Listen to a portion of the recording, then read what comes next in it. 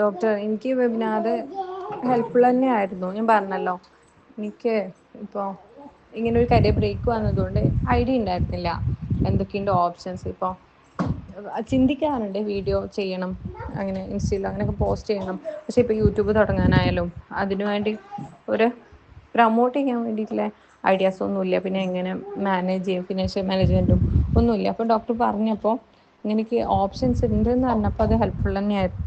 അതുകൊണ്ട് തന്നെയാണ് ജോയിൻ ചെയ്യാമെന്ന് തീരുമാനിച്ചത്.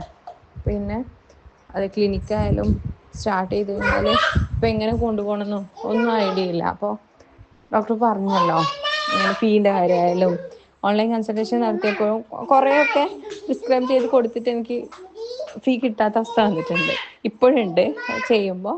അപ്പോൾ അതൊക്കെ എങ്ങനെ ഓവർകം ചെയ്യാം, അതൊക്കെ അറിയാൻ വേണ്ടിയിട്ട് ഹെൽപ്ഫുള്ളായി. ഓവറോൾ എനിക്ക് നല്ല വെബിനാറായിരുന്നു.